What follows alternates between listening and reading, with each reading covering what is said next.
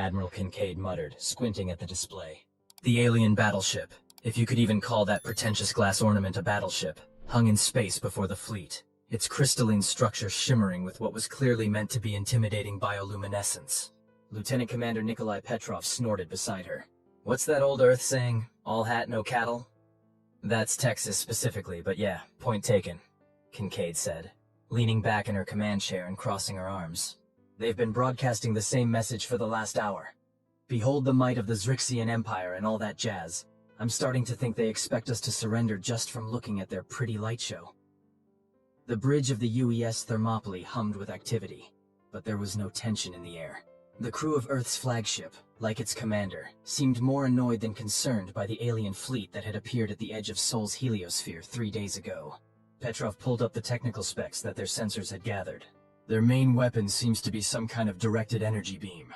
Fancy, but nothing our shields can't handle. And their hull? He paused, brow furrowing.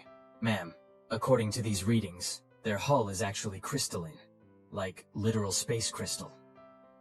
You mean the idiots built warships out of glorified glass? Kincaid couldn't keep the incredulity from her voice. Advanced crystalline composite, Petrov corrected, though his tone suggested he found it equally ridiculous. Apparently it's supposed to be some kind of living material that can self-repair. Kincaid snorted. Great.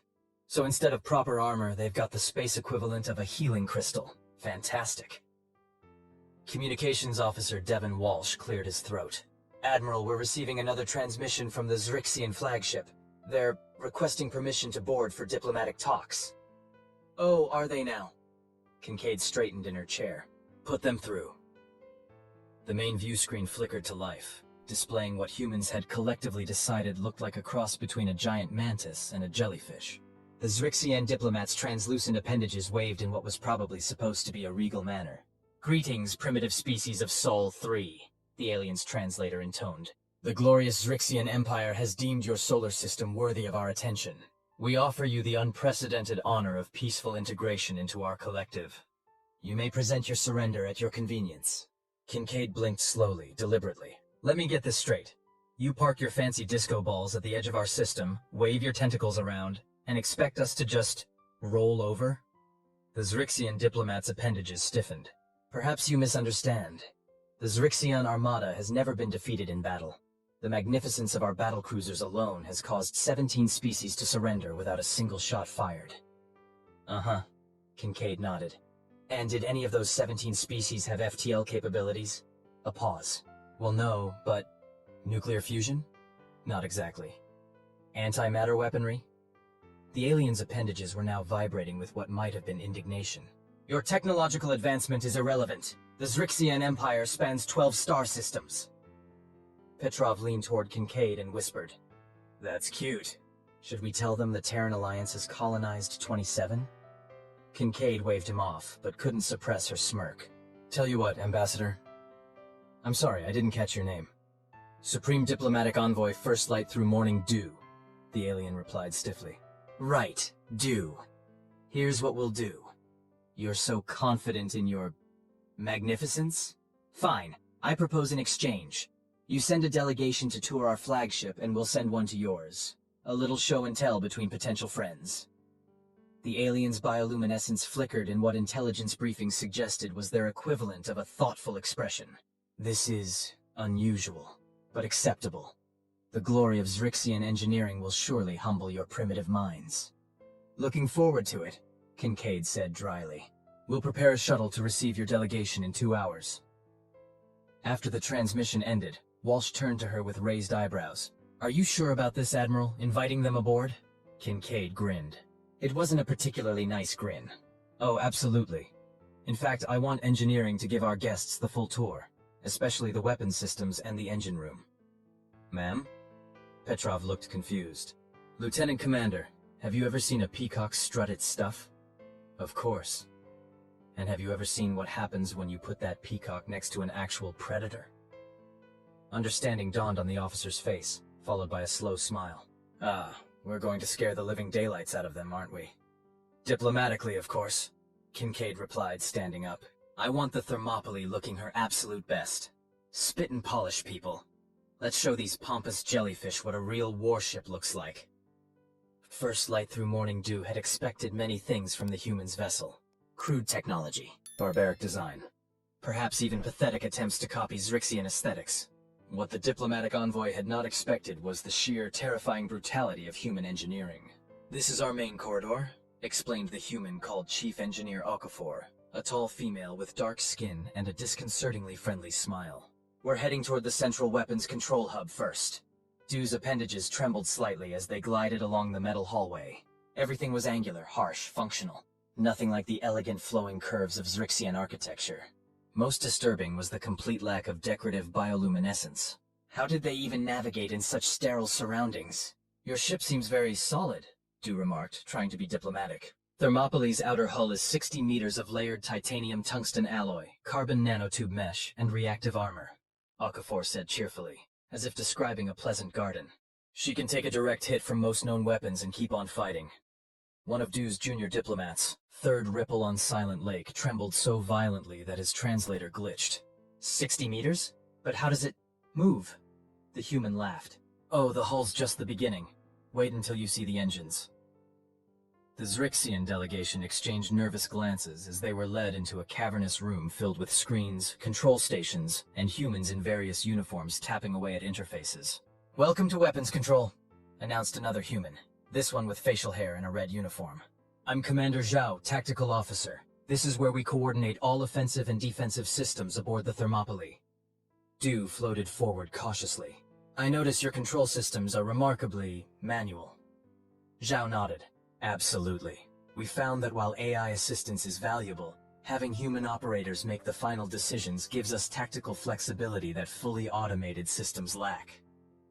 "But surely such primitive interface methods slow your response time?" Dew couldn't help but ask. "Not at all. Here, let me demonstrate."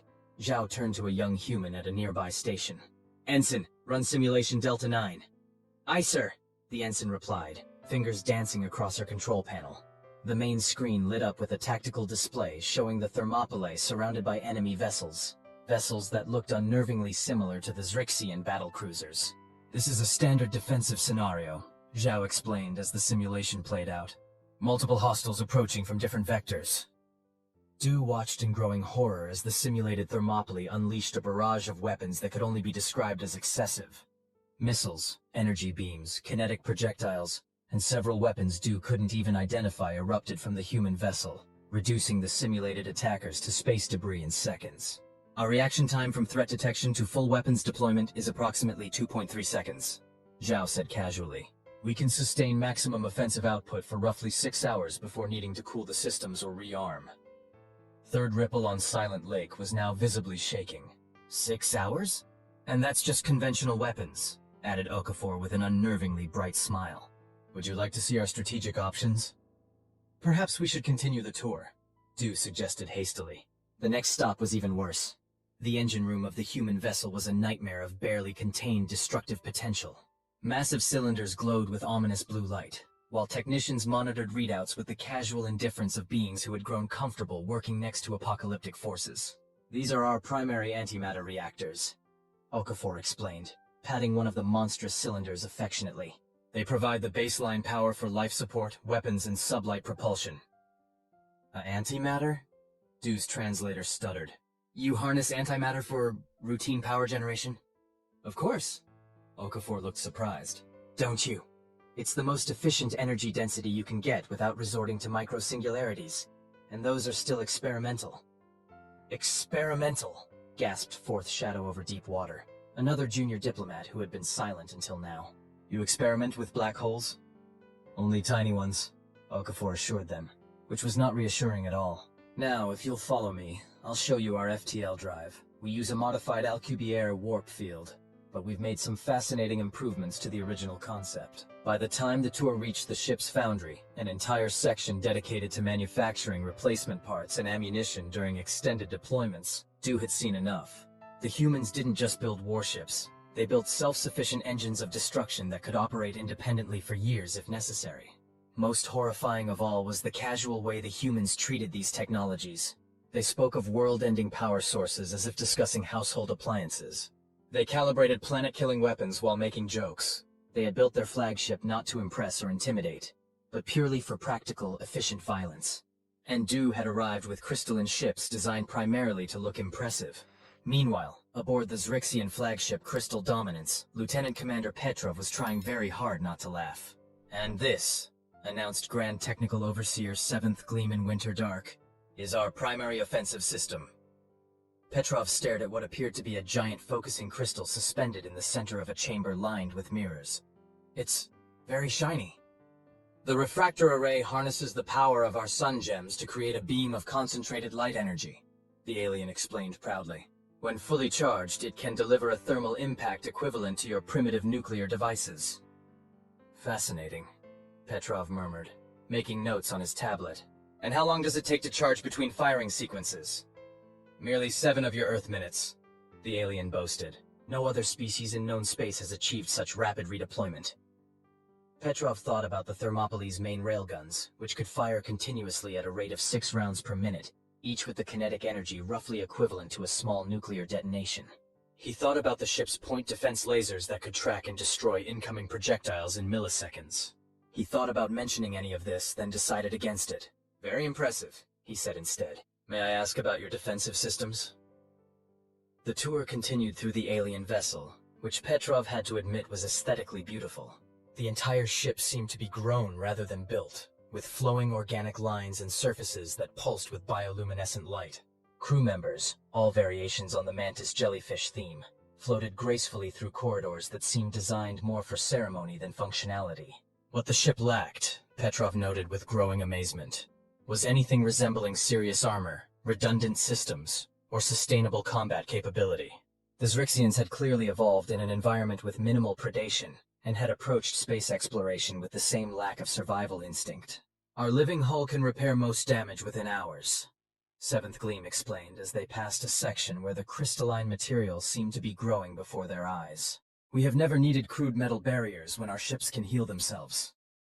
"Remarkable," Petrov said, genuinely impressed by the biotechnology, if not the strategic thinking behind it. "But what happens if the damage is extensive? Or if key systems are targeted?" The alien's appendages waved in what might have been dismissal. "No species has ever penetrated our outer crystal layer. The beauty of our vessels causes most primitives to surrender rather than risk damaging such perfection." "I see," Petrov said carefully.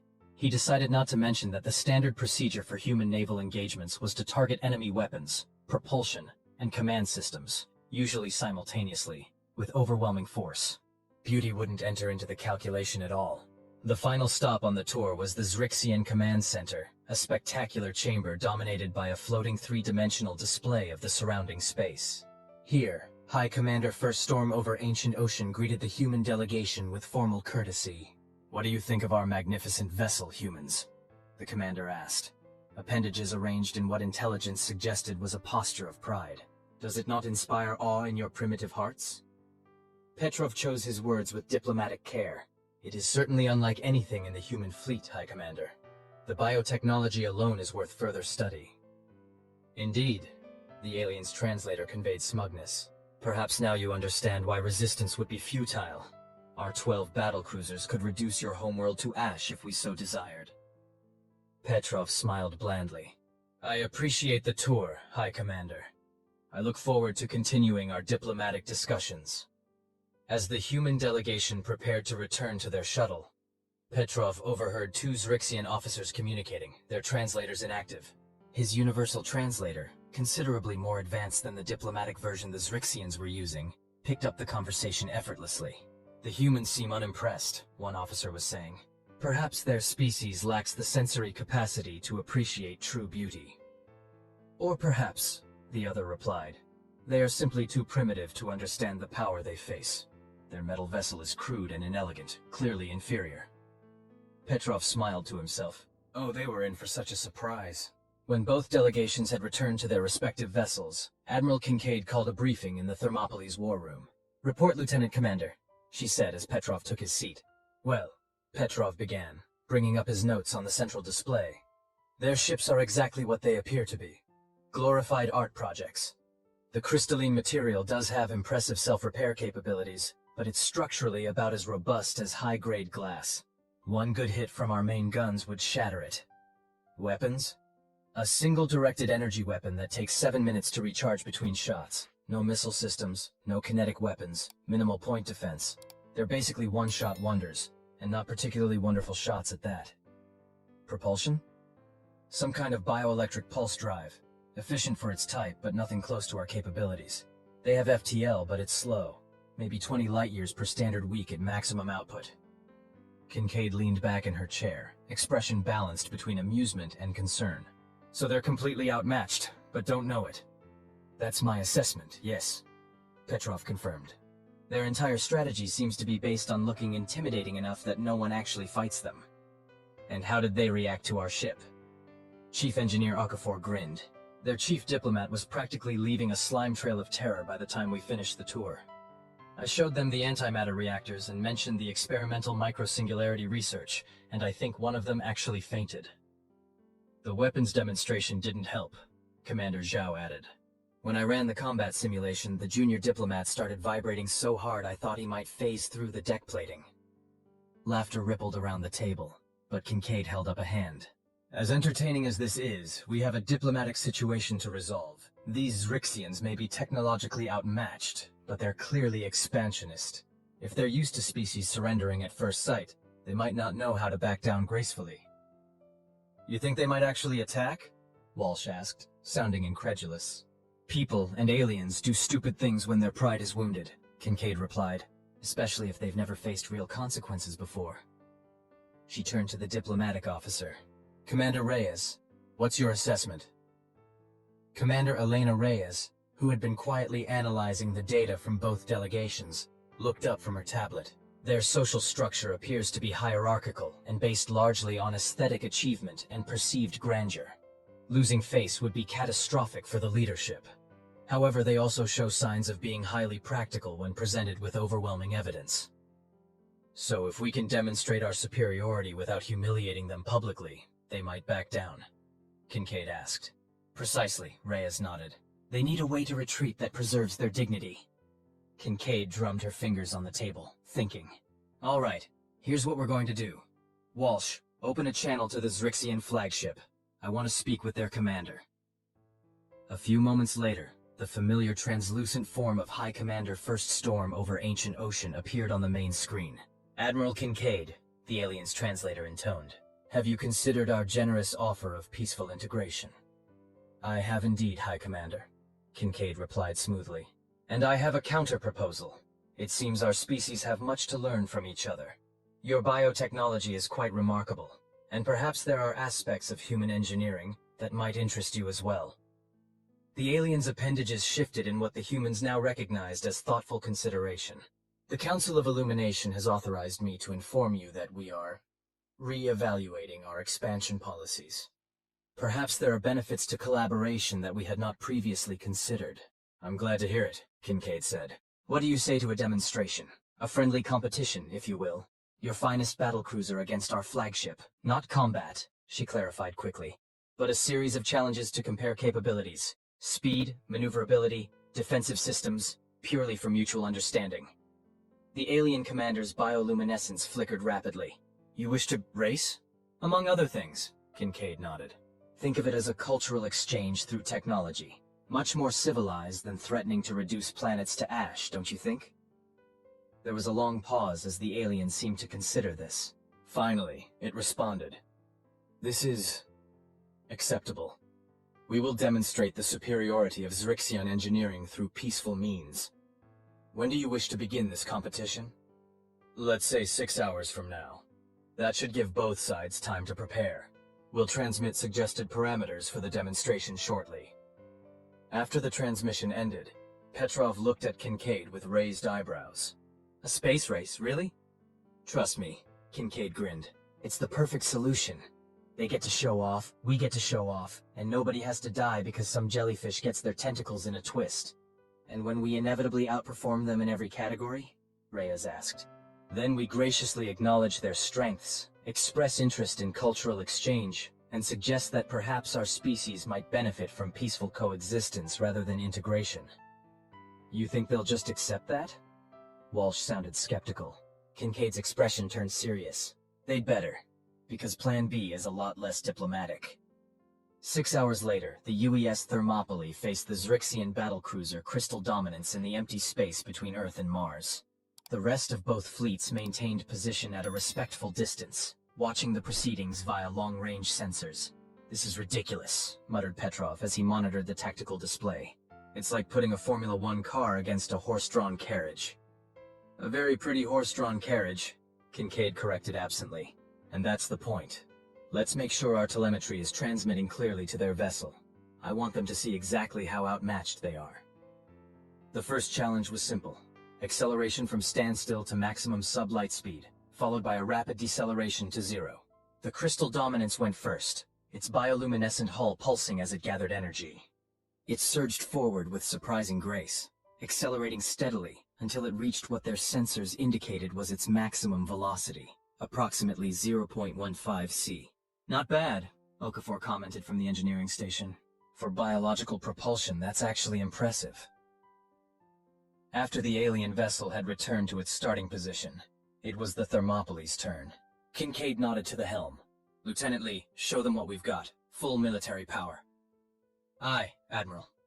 Full military power." The massive human warship, nearly twice the size of its alien counterpart, seemed to leap forward as its antimatter-powered engines engaged. In seconds, it had surpassed the Zrixian vessel's top speed. 10 seconds later, it was approaching 0.4 c. After 20 seconds, the inertial dampeners were straining to compensate as the ship reached 0.6 c. "That should be sufficient," Kincaid said after 30 seconds of acceleration. "Bring us to a full stop, then return to starting position." The Thermopylae's massive engines reversed thrust, bleeding off velocity with the same brutal efficiency with which they had gained it. Within moments, the warship hung motionless in space once more, then smoothly returned to its original position. "Telemetry confirms the Zrixians received our performance data," Walsh reported, unable to keep a note of smugness from his voice. "They're requesting a short pause before the next challenge." "Granted," Kincaid nodded. "I imagine they need time to adjust their expectations." When communications resumed, the Zrixian commander's translators seemed to have developed a slight stutter. "A most impressive display of raw power, Admiral. However, true spacefaring excellence lies in precision and maneuverability, not merely brute force." "Couldn't agree more," Kincaid replied amiably. "Shall we proceed to the obstacle course?" The obstacle course was a hastily arranged series of sensor buoys deployed between the two ships, creating a three-dimensional slalom that would test each vessel's agility and the crew's reaction times. This time, the results were less dramatically one-sided. The Zrixian vessel, being smaller and designed with a certain fluid grace, performed admirably, weaving between the markers with elegant precision. When the Thermopylae's turn came, the human ship couldn't match the alien vessel's grace, but what it lacked in elegance it made up for in control. Despite its massive size, the warship executed the course with textbook precision, its movements efficient and deliberate. "Their bioships might have an advantage in agility," Kincaid conceded when both ships had completed the course. "Worth noting for tactical considerations." The final test was the one Kincaid had been waiting for: defensive capabilities. A series of harmless but measurable energy pulses would be directed at each ship to test their defensive systems. The Crystal Dominance went first, its crystalline hull shimmering as the test pulses approached. Most of the energy was deflected by what appeared to be some kind of refractive shield, while the hull itself absorbed the remainder without visible damage. "Their defensive concept isn't actually terrible," Zhao observed. "The crystalline structure disperses energy rather than trying to block it entirely. Against certain types of attacks, that might be more efficient than our approach." "But against kinetic weapons?" Kincaid asked. "They'd shatter like holiday ornaments," Zhao confirmed. When it was the Thermopylae's turn, Kincaid decided to make a point. "Tactical, disable all active defenses. Let's take these hits on our hull alone." "Admiral?" Zhao looked startled. "You heard me, Commander. Armor only for this demonstration." The test pulses, equivalent to light laser fire, struck the Thermopylae's massive armored hull and dissipated without effect. Not even a scorch mark appeared on the dark metal plating. "Now activate standard defensive screen," Kincaid ordered. "Full spectrum." The next volley of test pulses never reached the ship at all, instead splashing harmlessly against an invisible barrier several meters from the hull. "And now," Kincaid said with a slight smile, "let's show them what our point defense systems can do." Tactical. Intercept Program Alpha. The final series of test pulses approached the Thermopylae only to be met by precisely calculated counterpulses that neutralized them midway between the source and the ship. Transmission from the Zrixian flagship, Walsh announced. They're requesting another pause.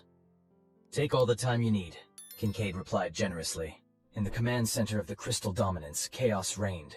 Impossible, High Commander First Storm was saying, appendages lashing in agitation. Their metal construct cannot possibly contain such power. First Light Through Morning Dew, who had been unusually quiet since returning from the tour of the human vessel, finally spoke up. High Commander, with respect, what we have witnessed merely confirms what I observed aboard their ship. The humans approach space travel from a fundamentally different perspective than our own. Explain, demanded the commander. The Zrixian philosophy has always been one of harmony and elegance, Dew began carefully. Our ships are extensions of ourselves, beautiful, sophisticated, and designed to inspire awe rather than fear. This has served us well in our expansion, as most species recognize the cultural superiority our vessels represent. And your point is? The commander's translator conveyed impatience. The humans build their ships for war, Dew said bluntly. Not merely as a possibility, but as the primary purpose. The vessel I toured was not designed to impress or intimidate. It was designed to survive and inflict maximum damage in the most efficient manner possible. And based on what we have just witnessed, they are exceptionally good at it. Silence fell across the command center as the implications sank in. The humans had not been exaggerating their capabilities during the tour. If anything, they had been understating them. What do you propose, diplomatic envoy? The commander asked finally. Dew's appendages arranged themselves in the formal pattern indicating grave counsel. I propose we reconsider our approach to this species. The humans do not appear hostile, merely extremely prepared for hostility. If we persist with demands for integration, I believe they will respond with overwhelming force. And unlike the 17 species we have previously encountered, they have both the means and the will to resist. You suggest we retreat? After announcing our intention to claim this system, the commander's bioluminescence pulsed with alarm. The Council of Illumination would never accept such humiliation. Then perhaps, Dew suggested carefully, we should consider a different form of relationship altogether, one that preserves our dignity while acknowledging reality. When communications resumed, Admiral Kincaid was surprised to see both the High Commander and the diplomatic envoy on screen.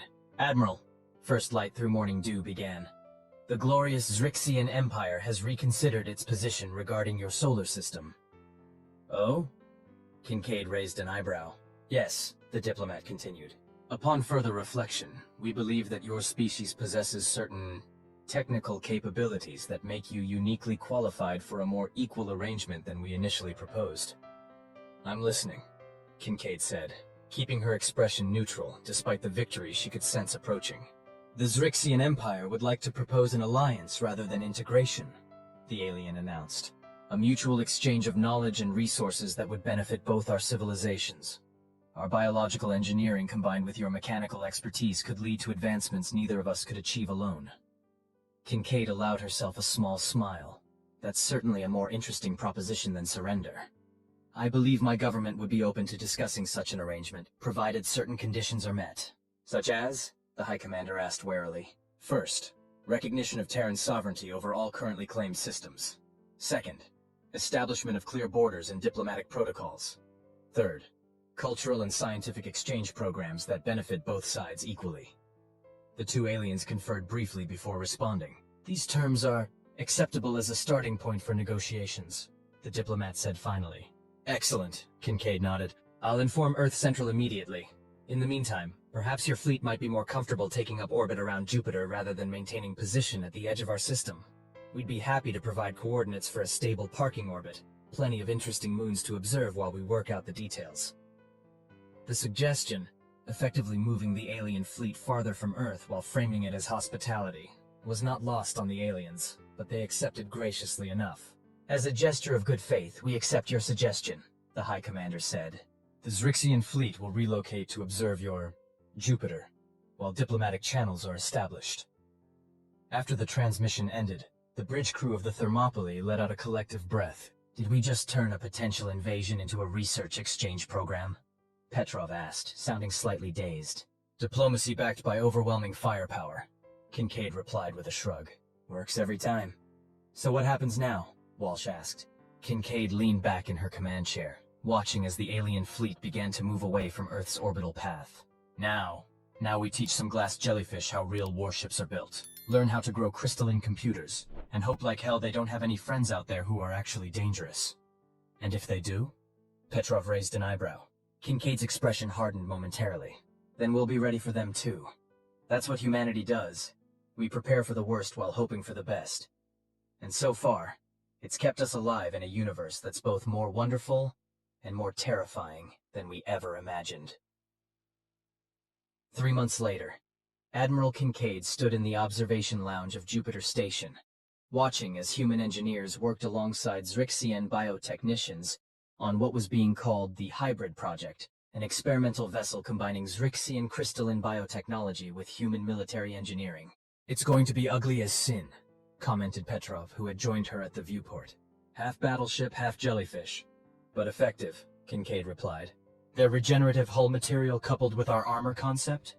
Self-healing battleships that can take a beating? That's worth sacrificing some aesthetics. The Zrixians seem to be adapting well to the partnership, Petrov observed. Better than I expected, honestly. Turns out they're pragmatists under all that pomp and bioluminescence, Kincaid said. Once they got over the initial shock of finding someone who could actually fight back, they've been surprisingly reasonable. First light through morning dew floated into the observation lounge, the Zrixians' movements more confident in the human environment than they had been during first contact. Admiral Lieutenant Commander, the alien greeted them. I bring news from the Council of Illumination. Good news or bad news? Kincaid asked. That depends on your perspective, Dew replied. Appendages arranging in what humans had learned was an expression of ironic amusement. The Council has received communication from the Arcavian Collective, a species on the far side of Zrixian space that we have been encouraging to join our empire. Let me guess, Kincaid said dryly. They've suddenly become less receptive to your encouragement? Indeed, Dew's translator conveyed dry humor. It seems news of our alliance with humans has spread. The Arcavians have requested direct communication with Terran representatives. They want to make sure we're real, Petrov surmised. Precisely, Dew confirmed. The concept of a species that could match Zrixian technology, let alone exceed it in some areas, has created quite a stir in local space.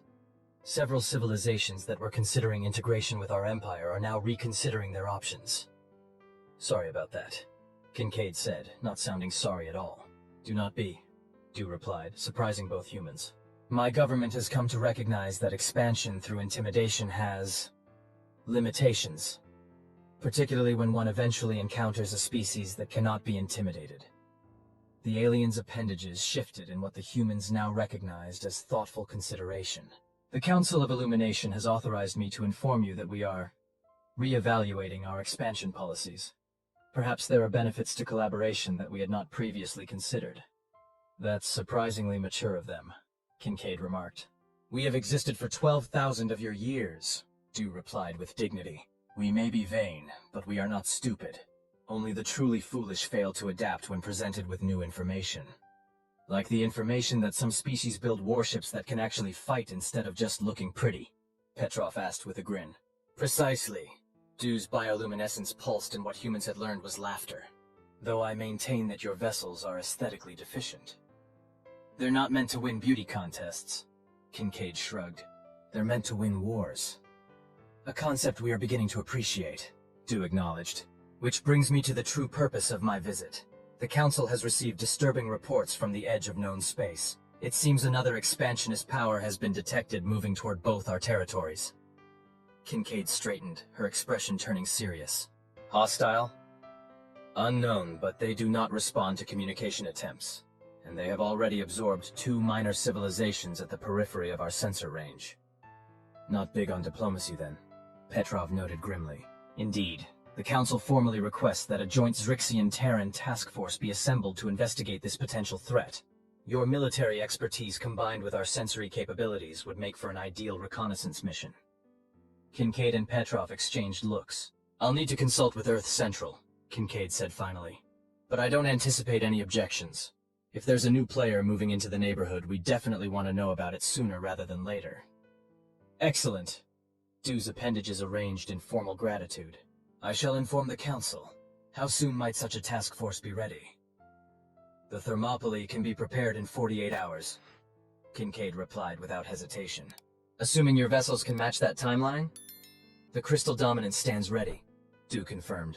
After the alien had departed, Petrov turned to Kincaid with raised eyebrows. You think this is legitimate, or just an excuse to get a closer look at our combat operations?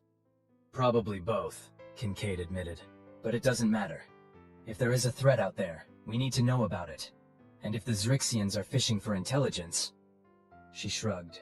Let them see what they're going to see. It might make them think twice about ever reconsidering our alliance. So we're actually doing this? A joint mission with space jellyfish? Welcome to the future, Lieutenant Commander, Kincaid said with a wry smile. Turns out it's even weirder than the Sci-Fi vids promised. The Joint Task Force departed Jupiter orbit exactly 48 hours later, consisting of the UES Thermopylae, the Zrixian flagship Crystal Dominance, and 2 escort vessels from each fleet. Their destination: a star system at the edge of Zrixian space, where the most recent reports of the unknown entities had originated. In the Thermopylae's war room, Admiral Kincaid studied the intelligence provided by the Zrixians with a critical eye. These sensor readings are remarkably detailed for such long range, she commented to Du, who had temporarily transferred to the human vessel as liaison.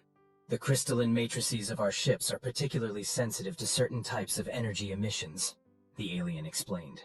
What your instruments might perceive as background radiation, ours can differentiate into distinct patterns. Useful, Kincaid acknowledged, but these readings are still too vague to form any real tactical assessment. We need to get closer. Hence our current trajectory, Du agreed. At current speeds, we should reach the Loranthe system in approximately 72 of your hours. Commander Zhao, who had been analyzing the Zrixian data alongside human intelligence, spoke up. There's something odd about the movement patterns in these reports. These unknown ships. They're moving in perfect synchronization, with no deviation even when navigating complex gravitational fields. Automated? Petrov suggested. Possibly, Zhao nodded. Or controlled by some kind of hive mind.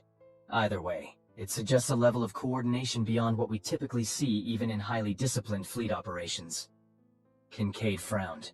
Du, has your empire encountered AI civilizations before? The alien's appendages stiffened slightly. There have been... incidents. 3,000 years ago, a species known as the Vex created self-replicating machines that eventually turned on their creators. The Zrixian Empire was forced to quarantine an entire sector of space to contain the outbreak. And you didn't think to mention this earlier? Kincaid asked sharply. The Vex incident was resolved millennia ago, Du replied defensively. And there is no evidence that these new entities are related. I merely mention it as a historical precedent for the type of coordination Commander Zhao described. Kincaid wasn't entirely satisfied with that explanation, but she let it drop for the moment. All right, for now we proceed as planned, but I want continuous updates on any changes to these movement patterns. If we're dealing with some kind of machine intelligence, our approach strategies will need to be completely different. A wise precaution, Du agreed. As the task force continued its journey toward the edge of charted space, the mood aboard the Thermopylae grew increasingly tense. Most of the crew had never operated this far from Terran space before, and the unknown nature of their potential adversary only added to the unease. In her private quarters, Kincaid recorded a personal log entry, a habit she had maintained throughout her naval career. Admiral's personal log, Day 3 of Joint Expedition. I can't shake the feeling that we're not getting the full story from our Zrixian allies. Their sudden willingness to collaborate, this convenient external threat, it all feels too neat. And yet, the data they've provided appears genuine. If there is something out there absorbing entire civilizations, we need to know about it, regardless of the Zrixians' ulterior motives. The crew is handling the uncertainty well, though I've noticed increased use of the recreational facilities during off hours, a typical stress response. Lieutenant Commander Petrov has been invaluable, serving as an unofficial liaison between our personnel and the Zrixian representatives. His ability to find common ground with these aliens continues to impress me. As for First Light through Morning Dew, I'm still trying to get a read on him. For a diplomat, he's surprisingly forthcoming about Zrixian capabilities and limitations, which either indicates genuine trust or a more subtle deception than I'm giving them credit for. Time will tell, I suppose. 24 hours until we reach the Loranthe system. I've ordered battle stations readiness drills every 6 hours from now until arrival. Whatever's waiting for us out there, the Thermopylae will be ready. The Loranthe system came into sensor range precisely on schedule. A yellow dwarf star with 7 planets, the third of which had once supported a thriving pre-spaceflight civilization, according to Zrixian records. No artificial emissions detected, reported the sensor officer as the task force dropped out of FTL at the system's edge. No communications, no power signatures, nothing to indicate technological activity. Life signs on Loranthe 3? Kincaid asked. Scanning, detecting significant biomass, but distribution patterns are unusual, not consistent with settlement patterns in the historical record. Dew floated forward, appendages extended toward the sensor displays. May I? The sensor officer looked to Kincaid, who nodded. The alien studied the readings, its bioluminescence dimming noticeably. This is troubling, Dew said finally. The Loranthe were bipedal mammalians with distinct urban centers. These readings suggest complete environmental reorganization. The biomass is now distributed in a fungal pattern across the planet's surface. Some kind of biological weapon? Kincaid suggested grimly. Unknown. Dew's appendages vibrated with what might have been distress. But I have transmitted the data to the crystal dominance for analysis. Our biological sciences are more advanced than your own. No offense taken, Kincaid said dryly. In the meantime, I want a closer look at that planet. Helm, bring us into high orbit around Loranthe 3. Tactical, maintain full defensive readiness. As the task force moved deeper into the system, the sense of wrongness intensified. The planets were where they should be. The star burned as expected, but there was an eerie absence of the normal space debris one would expect in a natural system. No asteroid fields, no cometary material. It's like the system has been cleaned, Petrov murmured, voicing what many were thinking. When they achieved orbit around the third planet, the visual feeds confirmed their worst fears. The surface of Loranthe 3 was covered in a strange, iridescent growth that pulsed with slow, rhythmic movements. Where Zrixian records had shown cities and forests, there was now only the uniform alien landscape. Analysis of the growth pattern confirms it is not native to this world, reported the science officer. It appears to be a silicon-carbon hybrid organism with properties of both plant and fungal life. And it's networked. The entire planet's surface is a single organism. A planet-sized neural network, Kincaid said slowly. Is it sentient? Unknown, but it's definitely processing information. We're detecting complex electromagnetic patterns throughout the growth layer. Dew, who had been unusually quiet, suddenly emitted a sharp pulse of bioluminescence. Admiral, the crystal dominance is reporting unusual energy readings from Loranthe 7, the outermost planet. Something is powering up there. Before Kincaid could respond, the tactical officer called out, Multiple objects launching from Loranthe 7. Speed and trajectory consistent with spacecraft. Time to intercept. 17 minutes. Battle stations, Kincaid ordered calmly. All vessels in defensive formation. Let's see what we're dealing with before we start shooting. The next 17 minutes passed in tense silence as the unknown craft approached. They were unlike any ships either humans or Zrixians had encountered before. Smooth, ovoid structures with no visible propulsion systems or external features of any kind. They're scanning us, reported the sensor officer. Unusual frequency patterns. Our countermeasures are having limited effect. The crystal dominance reports the same, Dew added. Their sensory deflection is also proving ineffective. Kincaid made a quick decision. Open a channel, all frequencies, universal translation matrix at full capacity. Let's try talking before shooting. After several attempts at communication yielded no response, the alien vessels took up position around the Terran Zrixian task force, maintaining a precise formation that effectively surrounded them. Admiral, the tactical officer said tensely, they've matched our defensive screen frequency. If they power up weapons, they could punch right through, Kincaid finished. Adjust shield modulation, random pattern, continuous change. The alien vessels are powering up something, the sensor officer reported. Not weapons, it's more like a transmission device? A moment later, every screen on the Thermopylae's bridge displayed the same image. A complex shifting pattern of light and color that seemed to move with mathematical precision. Some kind of visual language? Petrov suggested. Dew's appendages were waving in agitation. This is similar to ancient Zrixian symbology. I believe they're attempting to communicate, but the complexity is beyond our translation capabilities. Kincaid made a split-second decision. Lieutenant Commander Petrov, have our AI communications array analyze this pattern. Full spectrum analysis. Priority override on all other functions. It took several tense minutes, but eventually, the ship's advanced AI produced a tentative translation. Identify, purpose, intentions. The computer rendered in blocky text. They want to know who we are and why we're here, Kincaid said. Simple enough. Send this response. We are representatives of the Terran Alliance and the Zrixian Empire. We come to investigate reports of unknown activity in this region. Our intentions are peaceful exploration and contact. The message was converted back into the visual language and transmitted. The response came almost immediately, another complex pattern that the AI struggled to interpret. Categorization, biological, individual, inefficient, it finally rendered. I don't like the sound of that, Petrov muttered. Before anyone could respond, the alien vessels began emitting a powerful energy field that washed over the task force. Ship systems flickered, and several crew members cried out in pain as the field penetrated the hull. Some kind of scanning beam, the science officer shouted over the alarms. It's probing everything. The ship, our systems, even our bodies. Shields to maximum, Kincaid ordered. Tactical, prepare to... She was cut off as the alien vessels suddenly withdrew the energy field and moved back, maintaining their formation but increasing the distance. New patterns flashed across the screens, which the AI translated with increasing confidence. Assessment complete. Biological coalition. Hierarchical command. Primitive technology. Minimal threat. Potential resource. I really don't like the sound of that, Petrov repeated with feeling. Kincaid's expression hardened. Ask them about the Loranthi. What happened to the civilization on the third planet? After the question was transmitted, there was a longer pause before the response appeared. Integration, optimization, improvement, ascension. The Loranthi serve. A chill ran through the bridge. The implications were clear. The native species had not been destroyed. They had been converted, their very biology repurposed to serve some greater function. Kincaid said quietly. I think it's time we left this system.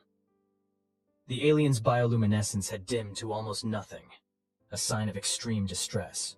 Agreed, Admiral. The Council must be informed immediately. Helm, plot a course out of the system. Maximum speed. Communication. Inform the rest of the task force. We're leaving. Now. As the human and Zrixian vessels began to maneuver, the alien ships made no move to stop them. Instead, a final message flashed across the screens. Departure permitted. Assessment continues. We will find you again. Not if we can help it, Kincaid muttered as the task force accelerated toward the jump point. Once they were safely in FTL, heading back towards Zrixian space, Kincaid called an emergency briefing with the senior officers and their Zrixian counterparts. What exactly did we just encounter? She asked bluntly. It was High Commander First Storm, joining via holographic link from the Crystal Dominance, who answered. I believe we have rediscovered the Vex. Dew's appendages stiffened in shock. Impossible. The quarantine has held for 3 millennia. The patterns match ancient records, the Zrixian commander insisted, and the biotechnological integration is consistent with their methods. Somehow, they have escaped containment. Hold on, Kincaid interrupted. You told us the Vex were self-replicating machines created by an organic species. What we saw was some kind of biological technology, a merger. That is why they were so dangerous, First Storm explained grimly. The Vex do not merely destroy biological life, they assimilate it, repurpose it. They see organic material as simply another resource to be optimized. And you quarantine them rather than destroying them? Petrov asked incredulously. We tried destruction, Dew said quietly. It did not work. The Vex adapt too quickly. Quarantine was our only option. A coalition of 7 species established a network of monitoring stations around the affected sector, with orders to destroy any attempt to breach the perimeter. Well, either your monitoring stations failed, or these aren't the same Vex, Kincaid said flatly. Either way, we have a serious problem. Those ships let us go for a reason. They've learned everything they needed to know about us, and now they're calculating their next move. The grim silence that followed was broken by Commander Zhao. Admiral, based on the tactical data we gathered, I believe we could defeat those specific vessels in direct combat. Their defensive capabilities did not appear particularly advanced. But that's just it, Kincaid replied. Those weren't warships, they were scout vessels, research platforms. They weren't there to fight, they were there to learn. And now they know exactly what our ships can do, how our crews operate, even our biological makeup. First Storm's holographic image shimmered as the Zrixian commander leaned forward. Admiral Kincaid is correct. The Vex we faced in the ancient past operated in exactly this manner. Observe, analyze, adapt, then strike with overwhelming force precisely calibrated to exploit the weaknesses they had identified.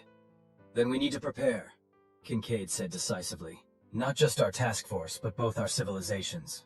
If these Vex, or whatever they are, decide we're their next target, we need to be ready. The return journey was tense but uneventful.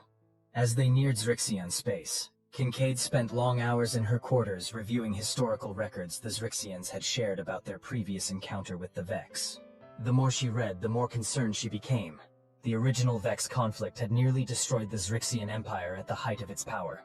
Only a desperate alliance with 6 other species, some of whom had been bitter enemies, had managed to contain the threat, and even then, the victory had been Pyrrhic. Entire worlds had been quarantined, millions of citizens abandoned to assimilation when evacuation proved impossible.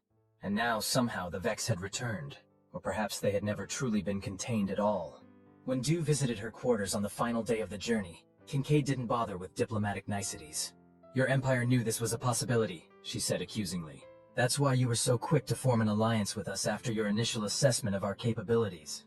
You weren't just impressed by our warships. You were looking for potential allies against a threat you knew might return." The alien's bioluminescence pulsed in what might have been embarrassment. "Not exactly, Admiral. We genuinely did not believe the Vex still existed as a threat. The quarantine has been maintained for thousands of years with no incidents." "But?" Kincaid pressed. "But yes, when we encountered your species and witnessed your military capabilities, some on the Council did suggest that a human alliance would be valuable should any similar threat ever emerge. It was a contributing factor in our decision to pursue peaceful relations rather than conquest." "Well, at least you're being honest now," Kincaid sighed. "So what happens next? Does your council have contingency plans for this scenario?" "There are ancient protocols," Dew admitted. "They will be activated immediately upon our return. All border worlds will be placed on high alert, and the old coalition will be notified. Those species that still exist, at least. And humanity? The Council will almost certainly propose a formal military alliance now, with full intelligence sharing and joint defense planning." Kincaid nodded slowly. "I believe Earth Central will be receptive to that proposal, given the circumstances.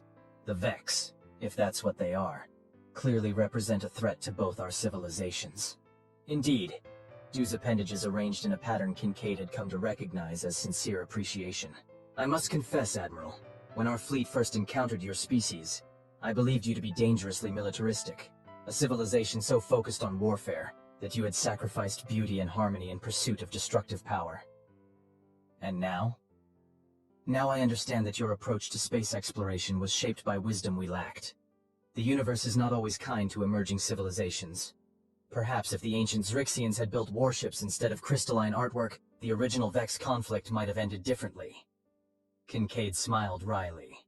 "And perhaps if humans had focused more on biology and less on weaponry, we might have better options for dealing with a foe that assimilates organic life. Neither of us has all the answers, Dew. But together, we might have enough of them to survive." As the task force approached the Zrixian border stations, Kincaid stood on the Thermopylae's observation deck, gazing out at the stars. Somewhere out there, an ancient enemy was stirring, calculating, preparing. An enemy that didn't conquer civilizations but consumed them. That didn't destroy life but repurposed it. The coming conflict would test both humanity and the Zrixians in ways neither had faced before.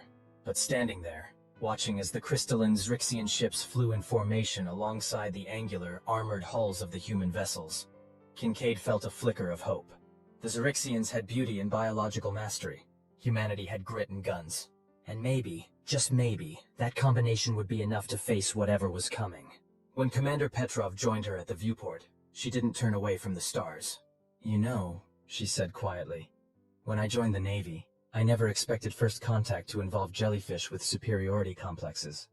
And I never expected to be facing down techno-organic planet eaters within my first year as your XO."